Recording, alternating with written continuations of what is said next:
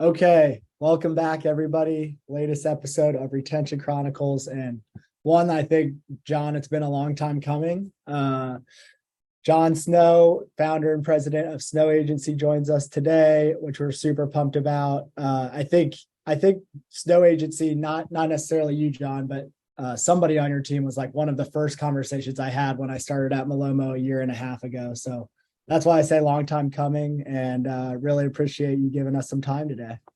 Absolutely. Thanks for having me.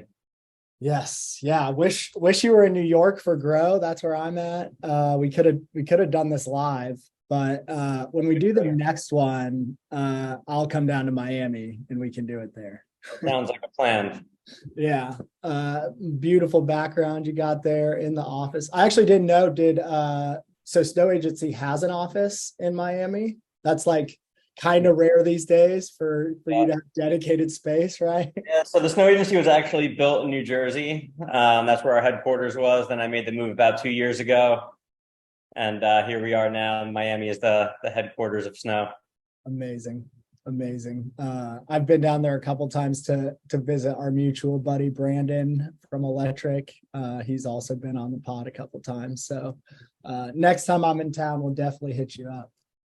We obviously talk a lot about Shopify ecosystem and retention marketing and all of that. But before we get into that, we like to ask our guests one or two things that you're excited about in your personal life. Yeah. So let's see. I mean, the thing I'm most excited about, honestly, is NFL season is right around the corner. So training camp starts in a couple of weeks. Yes. Diehard New York Giants fan. So that's top of mind for me.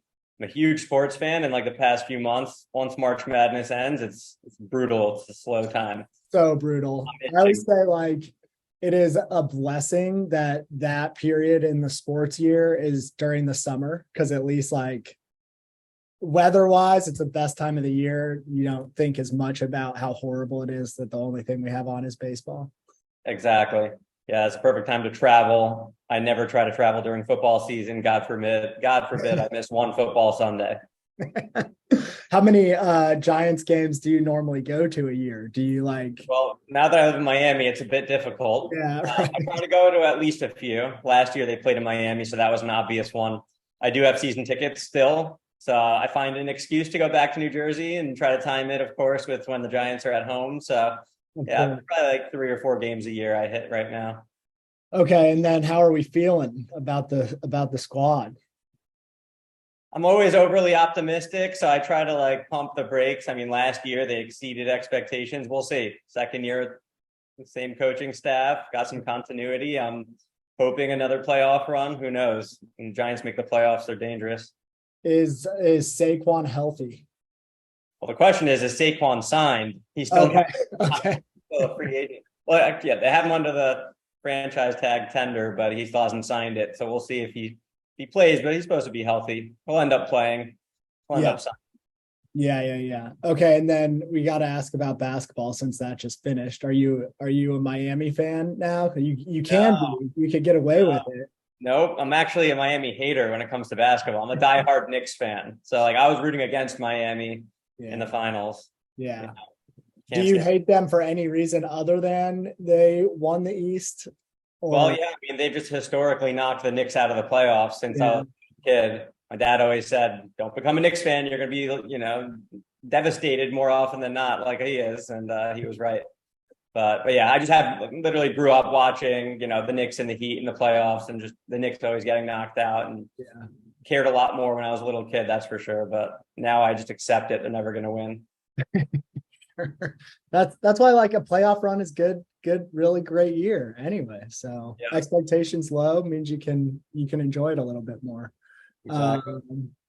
Mariah and I, we were talking before the recording started, both in Indianapolis normally when I'm not traveling for work or for fun. So we had some good Pacers Knicks rivalries back in the day. Oh yeah, Reggie Miller also was a Nick killer. It was really the Pacers and the Heat. Those are the two. Yeah. Absolutely, yeah. And that was like, I think I was probably an infant when that was like at the height of its rivalry. But like even just watching back on like whenever 30 for 30 show mentions that rivalry, I always get so hyped. Yep. Yep. That sums up That's being a awesome. Knicks fan right there. That Reggie Miller, like Yeah, last like 30 seconds to win. That sums it up. right. Yeah, 8 points in 9 seconds or something like that Exactly. to knock him out. Yeah, Yeah. unreal, Well, you unreal. guys just got a Nick. You just got Obi Toppin. Got So Obi Toppin. hopefully he That'll be brings some bad luck interesting. over to you guys. Thanks, man. Yeah, we'll see. We'll see. We also signed Tyrese Halliburton to a max contract, which seems to me like a little aggressive, but we'll see. We had to make some moves. So Yeah. He's the guy I wanted the Knicks to draft when I think they oh took top. really? Yeah, because they needed a point guard and he was the guy. So Okay. yeah, All right. Well, cool. Now we got both. So yeah, we'll yeah, you see. got both. Okay. Anything else before we move on? Anything No, else you're excited well, about? personal. Well, I'm an orthodontist, and this year, recently, actually, I got a piece of research of mine published in the National Orthodontic Journal. So that's like a huge accomplishment for orthodontists. I don't treat patients anymore, but this was research I had done over a few years and took a while to get published, and it finally got through. So I pretty love proud. how, like, first of all, that's awesome. I also love how, like, your personal life that you're excited about is like your side gig of being an orthodontist. Yep. Most of the personal life, it's like that's just like my way of thinking. It's like if your professional life bleeds into your personal life and you kind of see your professional life as a part of your personal life and it becomes part of like a hobby set, that's when you really thrive. So it's like if you enjoy what you're doing, that's where you go the furthest. Absolutely. Yeah. I think that might come back around when we ask our final question today. But that's awesome, man. Congrats. Okay, with that said, we mentioned the orthodontist side gig. Tell us about your background to date, and would love to also incorporate that, like how you went from orthodontist, I imagine, like school and then career, to founding an e-commerce agency. Yeah, so it's I hope you have 2 hours for the story. I'll give you the abbreviated version. So over 10 years ago, I was actually a general dentist in the Air Force. I was stationed in Louisiana, in the middle of nowhere, not New Orleans. It was Shreveport, Louisiana, which is like northwest in the middle of nowhere, like right on the border of Texas and Arkansas and Oklahoma. And I had nothing to do after work because literally nothing to do there other than go to the casinos.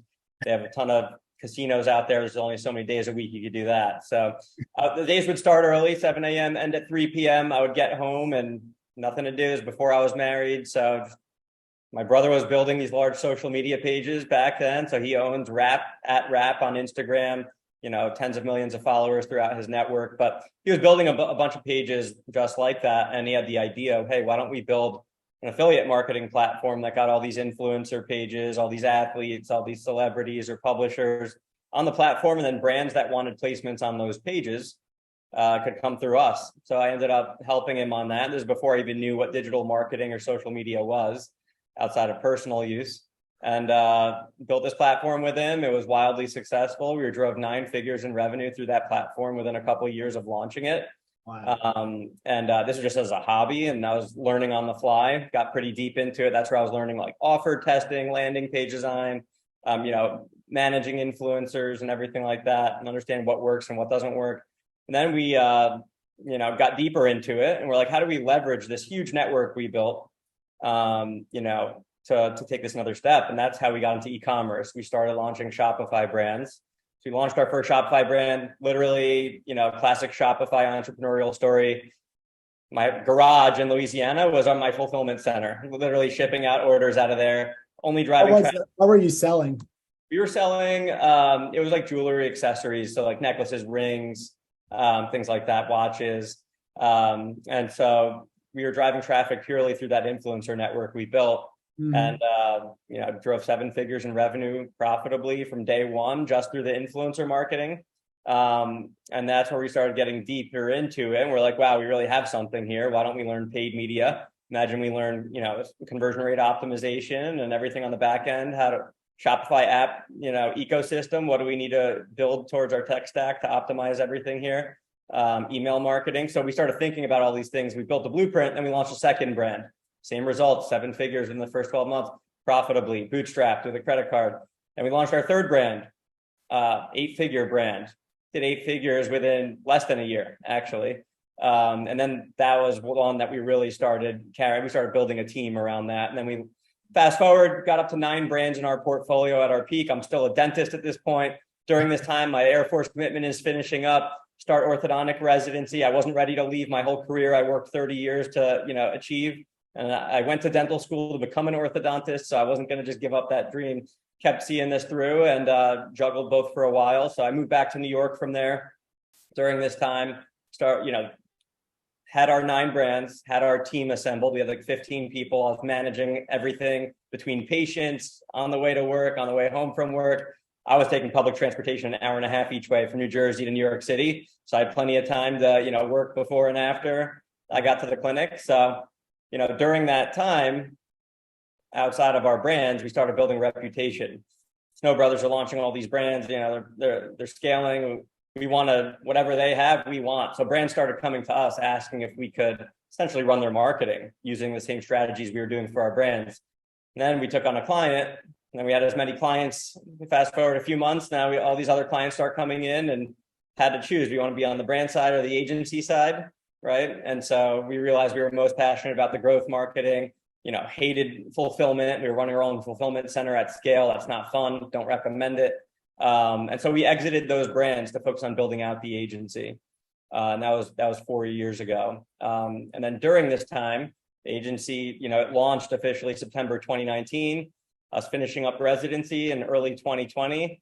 We all know what hit in 2020, New York City. That's where it all started. So I was actually under contract to buy an orthodontic practice right at the tail end of my residency. Then COVID hit the next week.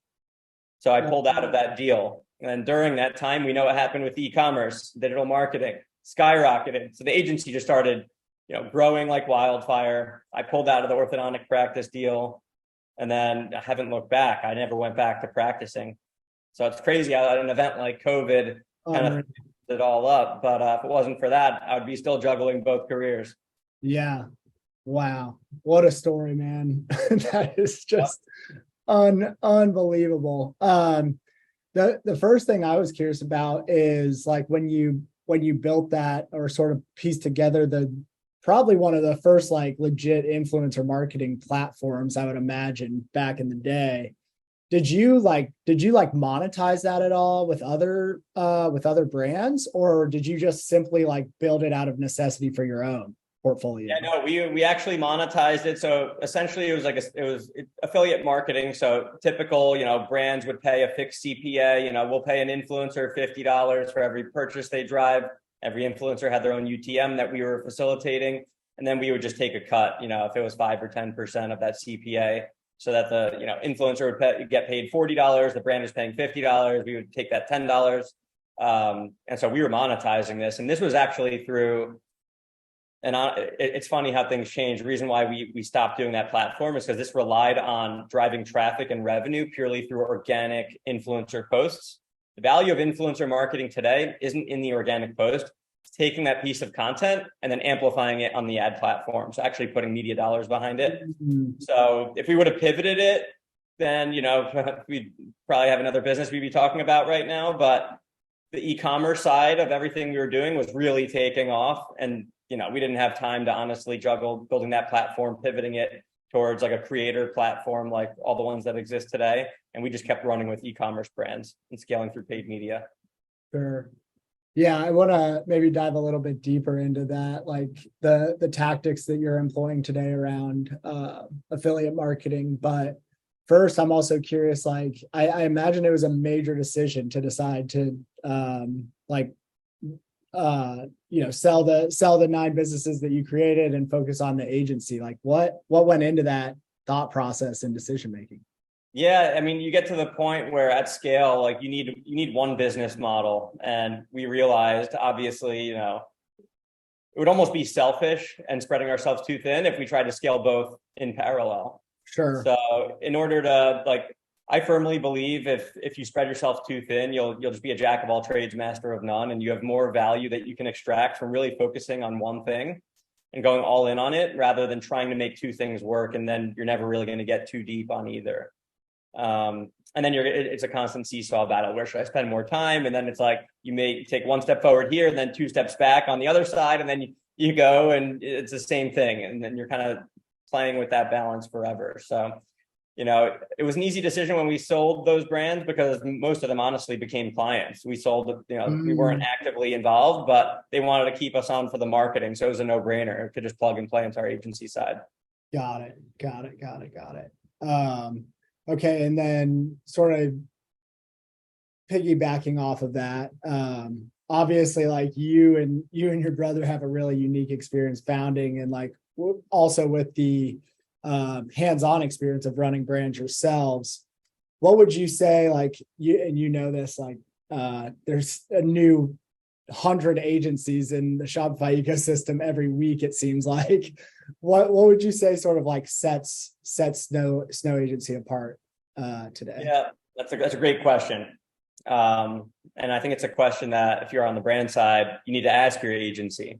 Yeah. Right? Because there's no certification, this agency is certified. They know what they're doing. Like there's no, if you go to the doctor, they went to med school, they went to dental school, they graduated, they passed the boards, right? You go to an agency, there's no type of, governing body that dictates if they know what they're doing. So you need to understand where they come from, their background, how they became an agency. And that's what sets us apart, is that we were actually on the brand side for years and years and years. We did it ourselves with our own dollars, didn't raise a dollar of money, started with a credit card. Everything we did was with profitability in mind and understanding the brand side.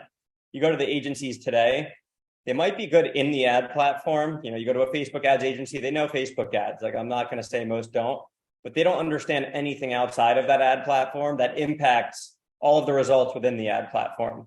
So, we understand the full Shopify app ecosystem. We were customers ourselves on the brand side of all of them. So we bring that consulting approach where every brand comes in, we do a full website audit, tech stack audit. We make website optimization recommendations. We make tech stack recommendations. Hey, you could increase average order value if you simply install X, Y, and Z app, and we can implement it for you. And your return on ad spend or your marketing efficiency ratio will go up proportionally if we can increase your average order value by 20%.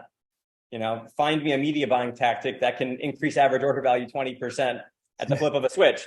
And that's the beauty of the Shopify ecosystem, is that these apps integrate. You don't need to be technical at all to take advantage of all the innovation that's happening here. So we understand that side. We understand conversion rate optimization. We understand SEO. We have a full breadth of experience and capabilities, and we understand how to identify the problems in any e-commerce business, and we have the solutions in-house, or we can collaborate with other teams, if you have solutions external to us to really solve the biggest problems for every business. Yeah, absolutely. I think that the founder experience yourselves, and I love that you called out like bootstrapped, because I think a lot of times if you've made a name for yourself in the space, you can go raise a bunch of money, and then how involved are you actually in the operational and like actually operating these businesses? If you just went and raised a bunch of money from people who are much more hands-on, you outsource it to an agency, right? So I do agree. Like I think the work that we've done together even sort of speaks to how diligent you guys are and hands-on you are with your clients.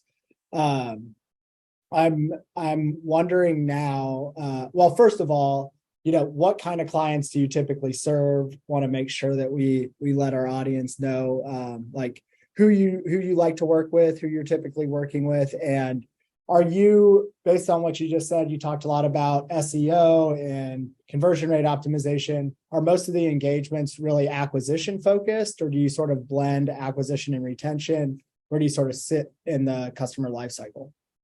Yeah, all great questions and pretty complicated. So recently, actually, I'll start with the acquisition, right? Because that kind of frames where we're at today. So we were actually recently acquired by Avenue Z Network. which is the founder of Avenue Z, the CEO of Avenue Z, Jeff Herzog. He was the founder and CEO of iCrossing, a very large independent agency, that's 20 plus years old. And then, he exited that to Hearst Magazine, did it again with Zog Digital, exited that to Investis Digital. Then he came and wanted to build Avenue Z Network. He wanted to do it a third time on a large scale, potentially even a larger scale than he had done before. So Avenue Z Network, Snow Agency was the first agency acquired by Avenue Z. And since that, we've acquired two other agencies, an SEO company and a PR company. And we all actually have different client sets. So at the Snow Agency, we've always been focused mostly on e-commerce. 95% of our clients are Shopify brands. Our ideal client profile is really Shopify plus brands. I would say doing at least $1 million in revenue or are well-funded and can really extract the value of the services that we can provide. If you don't have a media budget, that's commensurate with, the service retainers we charge. It doesn't make sense to work with us at an early stage, or if funding is a sincere concern. Our strategies are actually pretty similar, whether it's a brand pre-revenue. We've taken brands pre-revenue. Actually, we took one brand pre-revenue. Now they're at a $60 million run rate. Wow. Within 3 years of launching. So, they're growing like wildfire. So we're really good at launching. That's what we did. 9 of our own brands before we were an agency. And then we have some of the largest Shopify brands in the world come to us, when they're already in 9-10 figure revenue range. So, we can really fit in at any given point in time. And, we have a strong acquisition program like paid social, paid search, but then also we have a great email SMS marketing team as well. So, anywhere in the life cycle, we can really help out. So I would say that's Snow in a nutshell. Obviously now we have the SEO expertise. Most of their clients are B2B. The Orlando Magics of the world, the AAAs of the world, the Universals. And now we have that PR company as well. And it's really technology. It's fintech, health tech, frontier tech, VCs, PEs. But when you bring them all together, so like our client portfolio is really diverse now. And I think that's the beauty of it all, because when you bring a performance marketing element and all the learnings and scrappiness of e-commerce, and you bring that to PR, where it's more brand awareness, upper funnel kind of, then you blend it. It hasn't been done before. And that's really our North Star. So it's creating narratives, in earned media with the, Forbes, TechCrunch, any publisher out there. But how do you take that narrative and amplify it on paid search, right, on the organic search results page, on a Facebook ad platform, and target certain people with the narratives that you're putting out, with the personalized messages. So we're bringing kind of these things together. It might seem like it doesn't make sense, but we're integrating it, and it's going to make a lot of sense pretty soon. Yeah, that was going to be a question. Like, do you see a world where a client of Snow's now will be able to access the resources of the other two acquisitions that Avenue Z made? It doesn't sound like maybe right off the bat, but once you start to sort of like learn from each other and integrate offerings, that could actually be another sort of up level for your merchants. Yeah, we didn't expect it to be this quick. It's been really quick, and it's been way smoother than we expected. The other companies we're integrating with are also world-class in what they do. So we're already sharing a lot of our clients are now, opting in for SEO. A lot of the PR clients now want to learn more about amplifying through social media. So we're pretty much fully integrated at this point. The PR amplification service that I keep alluding to, that's still in the works. There's a lot of work to be done there, but there's a lot of collaboration happening right now. Yeah, very interesting. That's awesome.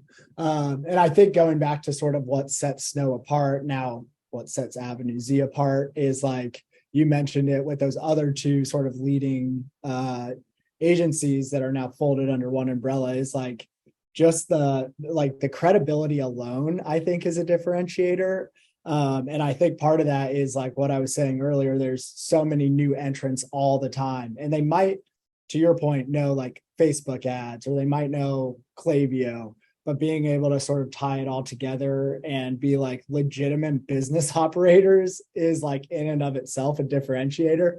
I mentioned at the top of the episode, I'm in New York for Grow this week. And last night I was talking to a founder who said I asked her if she's working with any agencies. She said she's not right now because she's been burned a couple times. And one of the examples she gave was an agency didn't work out. And she had somebody reach out to her on LinkedIn saying like, hey, thanks for the recommendation to the agent, this agency. She didn't name who it was. And she's like, what are you talking about? Well, turns out that this agency had created a fake email address pretending to be her to give like a positive review. And I think that there's probably a lot more of that going on than we would probably even know, just because the agency space is super crowded, and there's a lot of people who think like it's an easier job than it actually is if you're not legit and kind of come from the space and know what you're doing. So crazy story from last night here in New York, but I think the credibility thing in and of itself is huge, and Snow Agency certainly has sort of established themselves as one of the good ones. Appreciate that. Yeah, that's a wild story. And the biggest issue that I found is really like the siloing of all these things. So it's like you have Facebook ad agencies, you have PR agencies, you have SEO agencies, you have CRO agencies, you have all these million different things, and they might all be good, but if they don't communicate to each other, so if you're a big brand, and even if you build it internally, you have your SEO department, your whatever, I don't have to repeat them all again, but then you might have some of it external, but usually they're siloed. They don't talk to each other. They don't have an integrated strategy. And by having that under one roof, with an agency like ours that is now acquiring best in class and then integrating all of that, every business that comes to us now, we take a much different approach than selling the one service we offer, right? So like they might, someone might come to us saying, we want Facebook ads. Instead of selling them Facebook ads, we can do a proper discovery now, like understanding, hey, what are you actually having issues with in your business that potentially Facebook ads can solve? So they might come in for Facebook ads, but we realize they need SEO or they need Google ads, right?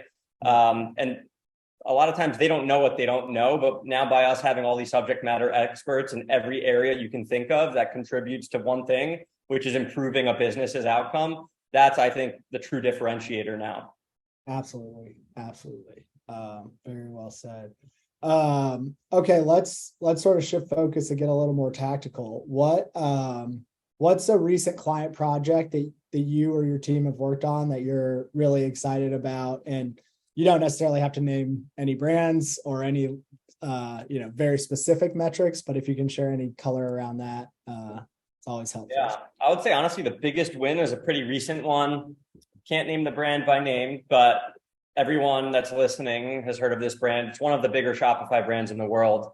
They came to us with really just like a stagnancy problem, with just paid social in general. Like they didn't feel like they were, moving the needle, and things just felt stale. And their goal was really to acquire more new customers. They were so large that, they already had millions of customers. They want to find new customers that are not yet there. They don't want to spend 90% of their budget on retargeting. They need to grow the business, right? So that was really our main goal. And when we adopted this, we inherited the Facebook and TikTok accounts. Things were being done decently. They weren't awful, but by simply just applying modern day media buying principles on Meta and TikTok and consolidating the accounts and coming up with an actual creative strategy roadmap, and diverse creative testing, I'll say, we were able to cut spend in half. They were spending an exorbitant amount. We cut spend in half and doubled the amount of new customers we acquired. Wow. And increased overall revenue. So it's not like we just shifted budgets from retargeting to prospecting and, we doubled new customers. No, we brought incremental revenue, doubled the new subscribers or the new customers, and cut spend in half. So we saved, we're talking like hundreds of thousands of dollars at this point in just 6 months. Wow. Can you share any of like some of those modern day principles that you've been able to leverage? Yeah. So really the first thing is consolidation of the ad account, so the way that we inherited it, there were like probably close to 100 campaigns. Everything was spread thin. A lot of things were stuck in learning, and just there wasn't a ton of creative test, like zero actual ad copy testing. So we just reimagined the way that the account was set up. Everything got to active phase. We segmented, the store out by different collections, different target demographics, and then came up with a creative testing roadmap.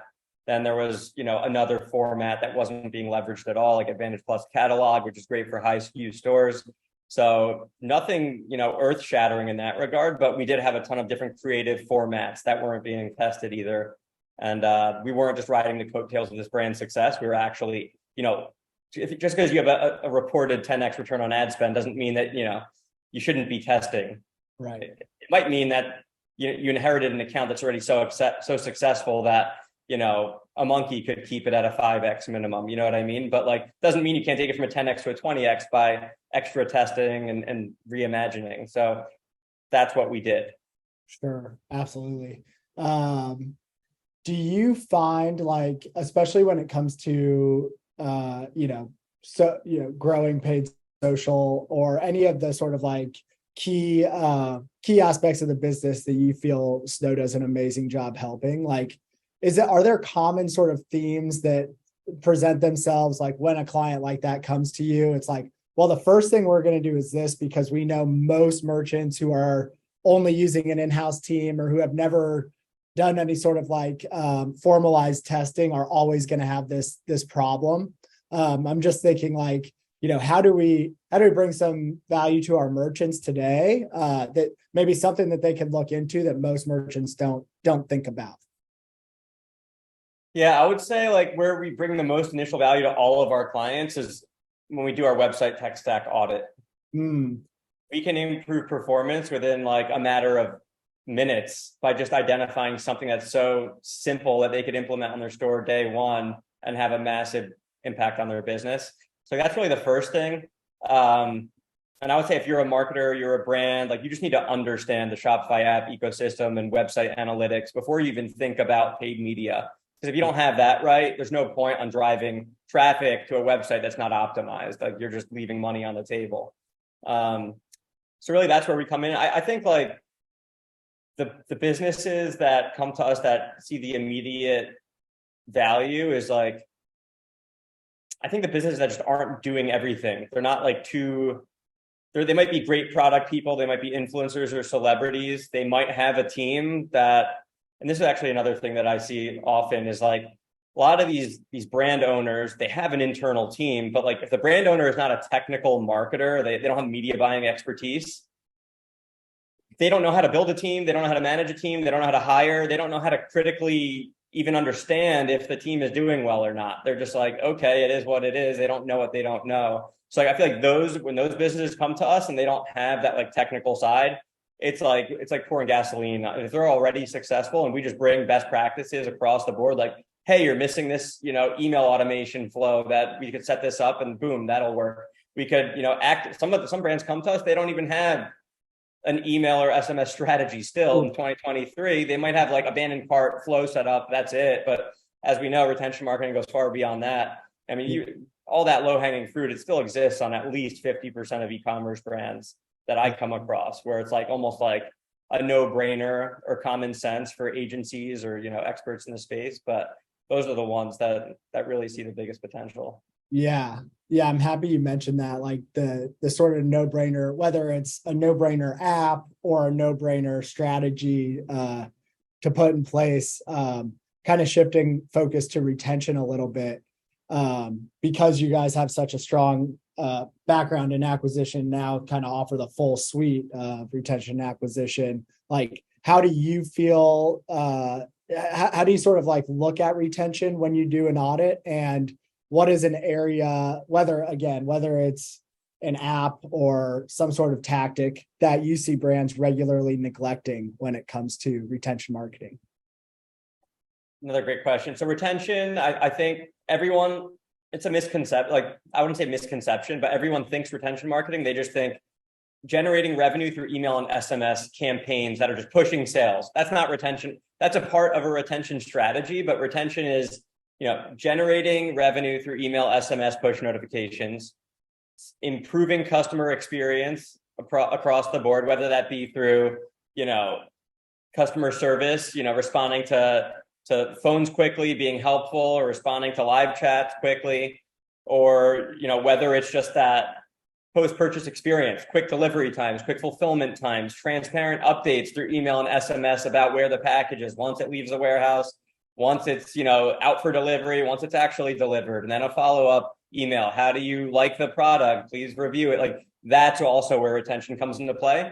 But then also email, SMS, push notifications, a communication strategy outside of just selling things, telling the brand story, talking about the brand mission, lifestyle associated with the brand, building in, that, and then even introducing community potentially, whether it be a Discord community or a Facebook group or wherever your community wants to live, that's up to you. But building a community and a lifestyle around that, and then incentivizing your customers to join that community and interact with each other. They become brand evangelists. That's kind of how I would summarize retention.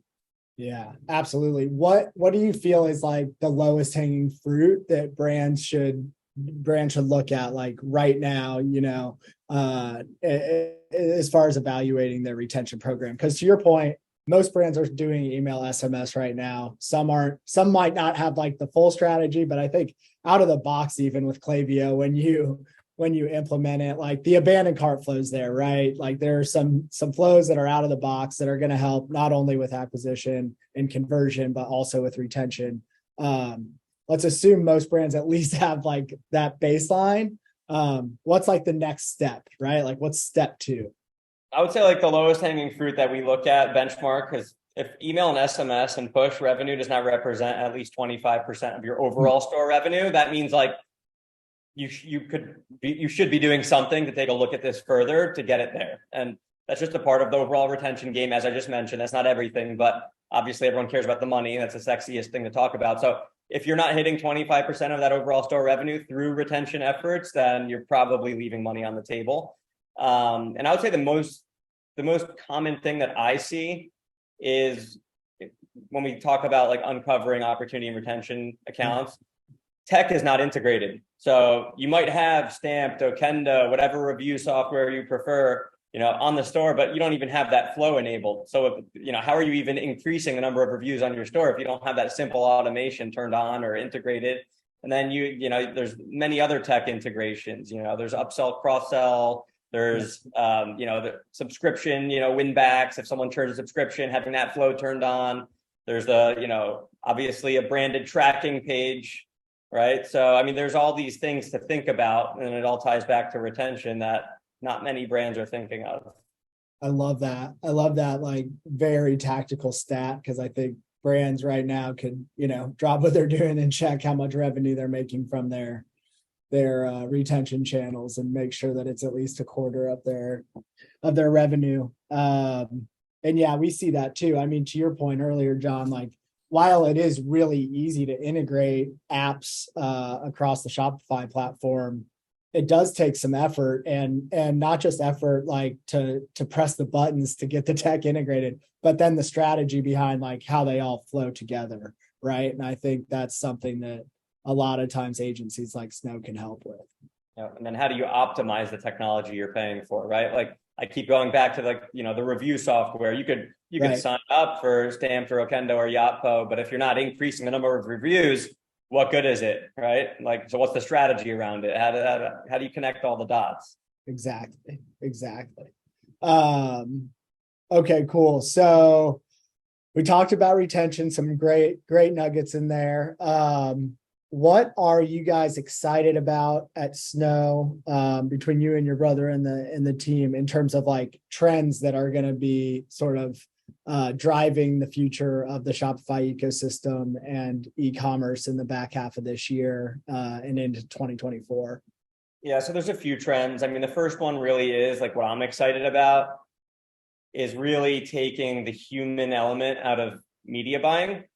Okay. AI-driven media buying. I mean, it's all objective. Brands know their KPIs. They know their goals. They should know what their break-even, CPI is, what their break-even return on ad spend is. Whatever metrics they're looking at, they know it. It's a number. It's mathematical. So you plug that in and, how much better is a machine at potentially controlling or optimizing campaigns, whether it be scaling or cutting budget or turning off or turning on? That should really be done by machines, not humans. There's a lot of human error and subjectivity that can be introduced into media buying. The humans should focus on the things outside of the ad account that impact the media buying performance, like the creative strategy, the conversion rate optimization, the funnel testing, the offer testing, the integrated strategy with SEO and organic and paid and PR.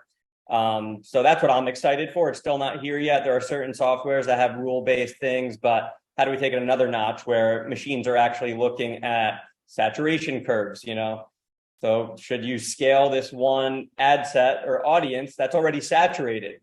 You might have a 5x return on ad spend on it, but you'll have diminishing returns if you keep scaling it. So like a machine should be able to understand when that audience is saturated or not and make decisions on it. Humans would take forever and a lot of math to figure that out. So that's one thing I'm excited about. And I know everyone loves to talk about AI. So that's my top one. Yeah. Before you move on from that one, are there any specific AI tools that you've seen already doing this well, and sort of like easy to adopt and get started with, or everything I'm playing with is too early, so I don't want to put my name behind it. But there's a lot going on that we're evaluating, and I'm excited for it. And I'll be happy to share once I see things that are worth it. The next one is really TikTok shops. So everyone talks about Facebook shops, Instagram shops, TikTok shops. I mean, we've had some clients just turn on their TikTok shop, and anytime they post something organically, the product is tagged in there and you can shop right through that post. I mean, we had one brand that turned this on and they sold out of an entire SKU, hundreds of units within that day from one organic post. And I don't know if this is TikTok like really digging into this and like favoring the algorithm for brands that have that activated and sending those things viral so word gets around. Kind of like what they did in the early days of random organic videos going viral. So everyone would start, investing their time and building there and becoming a creator there. We'll see, it remains to be seen. But right now, that's kind of a hot pocket where a lot of brands are seeing a ton of crazy organic success through TikTok shops. So that's something we're excited about. Then I keep mentioning the convergence of PR and paid media. Mm-hmm. That's what that's something that we're building on. Meta has really been focusing on partnership ads. I actually tweeted about that today and posted on LinkedIn about an early test that we did. We did an A/B test, partnership ads versus, standard like publisher or creator whitelisted ad or influencer whitelisted ad. And the partnership ad is far outperforming. Interesting. 80% confidence, a whitelisted ad. And everyone talks about influencer whitelisting, but we're seeing that Meta's new shiny object for partnership ads, which I don't see many people using today. We're focusing on that. And that's actually part of our PR convergence tactic that we're focusing on. So let's say we have a fintech client and they were just featured in TechCrunch or Forbes or whatever publication.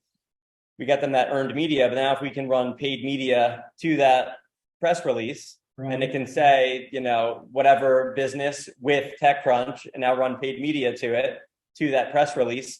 Now that PR narrative we got out there is getting amplified through partnership ads. So that's what I'm really focusing a lot of my time on right now, is building that out.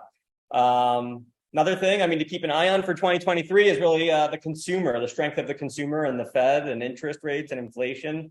Yeah. Everything we do in performance marketing ties back to the consumer. If consumers aren't buying and they're timid to spend their money because they don't have as much disposable income, there's only so much we can do on the back end of Shopify or in an ad account that will convince people to buy. So everyone kind of misses that. I think that's like the big picture thing that affects us the most that nobody talks about. I've been pretty vocal about it for the past 2 years. Consumer sentiment index has been at the lowest level it's ever been in the past 40 years of it being tracked. So if people aren't buying things, that's what the index tracks, then how are we going to sell things, right? So like once the consumer becomes stronger, everything we do will magically start to seem like it's working a little better. So that's what I would keep an eye on for the back half of 23. On that note, I've been like, we obviously, our business model is based on an order per month basis. So like we see all that data and, it's one thing to look at net new merchants and what they're doing, but we also have the historical data of what all of our merchants have done. And we saw like we typically see a little dip in Q2 on order volume overall from the merchants that we've served, like on a year over year basis. This year, though, while there was still a bit of a dip, it wasn't as like pronounced, and that shocked me because I would have thought, based on what you said, consumer sentiment and everything else that's going on in the macro, that we would have seen like probably the biggest dip year over year that we've ever seen. That wasn't the case. So in my head, I'm wondering, is that because the dip hasn't come yet and it's going to, or did we somehow engineer the soft landing that, everybody says is so elusive? What's your take on that? Do you think that it gets worse before it gets better? Or well, I think the worst, honestly, I think the worst is behind us. Inflation has already reversed. The Fed has already shown that they're, going to be pivoting, and hopefully rates start dropping in 2024. I don't think they're dropping this year. If anything, I think they might increase this month or the next month. Yeah. But it seems like the worst is behind us. So I think when we look year over year, I really do think last year was the worst. Yeah. So when we look year over year, it's not shocking that we're either flat, maybe slightly ahead, maybe slightly under. I think the worst is behind us. Good. Love it. We'll take the positivity. Yeah. There was one other thing I wanted to ask you about in terms of the trends that you called out. We talked about AI. Oh yeah, on the sort of the things that we can't control, right? Like what the Fed does and what consumer sentiment is. Also, TikTok is another thing that's been in the news a lot. And while there's massive opportunity there, there's obviously more risk with TikTok than probably all the other social media platforms. How do you think brands should factor that risk in, if at all, based on the latest in the news? Yeah, I think brands should always think about risk. And I don't think if you're a brand, if you're not diversifying like where your brand is, if you're all in on Amazon or you're all in on TikTok or you're all in on Facebook, you're doing yourself a disservice, because one day if one of those platforms decide to pivot on a policy or compete with you with a product like Amazon does all the time, or increase rates and it destroys your business model. I mean, if you're all eggs in one basket, you're doing it all wrong, and you better think now about how to fix that before it's too late. So when it comes to TikTok, yeah, you need to evaluate the risk. I don't think anything's going to happen with TikTok. It's, all media hysteria. I think, where there's smoke, there is fire, but I think it would be a massive deal if TikTok actually, got shut down for political reasons. I think it's just important for brands to understand the risk inherited with data and privacy and everything that potentially goes into it, and have policies internally around it, and just know what you're getting yourself into when you're there. And if it's something that you decide you're worth taking a risk on, then yeah, it's great. But if you're only on TikTok and something does happen, don't be surprised, or, blame yourself if that's where all your investment was. Yeah. Diversification is good advice for more than just if you're a Shopify merchant, I think. Yeah.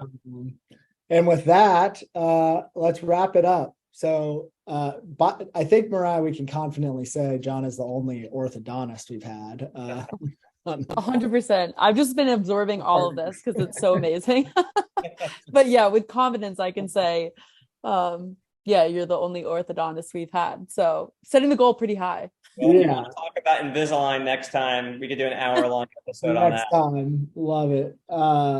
Insanely impressive career, obviously, so far, Jon. So you mentioned earlier, you said something along the lines of, we talked about diversification. I think that goes without saying, but you had also mentioned about finding your passion. One of the things that we like to wrap up with is one tip or trick that's helped you kind of get to where you are and that still guides you in your career day to day.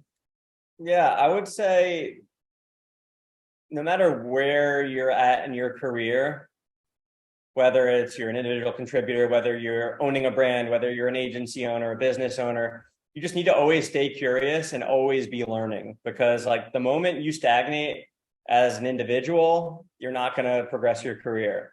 If you're a brand owner, your brand won't get to the next level. It won't stand the test of time, because we're in such an ever-changing environment where if you're not ahead of the curve, you're going to get left behind. If you are ahead of the curve, you're going to be way more valuable as a person, as a brand, as a brand leader. If you're a leader of a company and you don't understand where we're at in the world, whether it be the economy, whether it be platform updates, whether it be anything, if you're not ahead of that, like, and people see that, the business is kind of stagnating or not keeping up with the times, that's where you lose buy-in.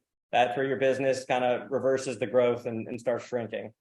So always learn. I mean, I'm always in my free time, like I, subscribe to newsletters. I'm curious. I'm always trying to figure out what's next. I think critically. I talk to a lot of people, see what their perspective is, and learn a ton from my peers. So that's like the main piece of advice I'd give. I think it's fantastic. Any like in particular newsletters or subscription things that our audience should look into and sign up for? That's a really good question. There's a variety of D2C podcasts. I don't even want to call any out by name. I don't want to upset people if I leave them off or forget about them, but there are probably 3 or 4 D2C podcasts itself, where if you're in this industry, if you own a brand, you work at a brand, you own an agency, work in an agency, you need to seek out these things, because the amount of information that is being delivered in real time, whether it be iOS 17, which probably 90% of the people listening don't even know what that entails, or if it does impact e-commerce or not, or how. All this stuff is being delivered to us. It's on us to find it out and then figure out when to listen to it or seek out that information. So I would start with podcasts. I would also go to Twitter, LinkedIn. I mean, if you follow the right people and you seek this out, you'll be able to get to the next level. You'll learn more on a day-to-day doing that than in any textbook you pick up. Right. Absolutely. Cool, man. Well, again, really appreciate you stopping by. This was awesome. Lots of good tactical stuff, lots of great trends to look out for, and a lot of value overall to our listeners. So appreciate you stopping by, and hopefully we'll see each other in Miami real soon. Been a pleasure. Thanks for having me. See you guys soon. Thanks, Jon. Bye-bye. Bye.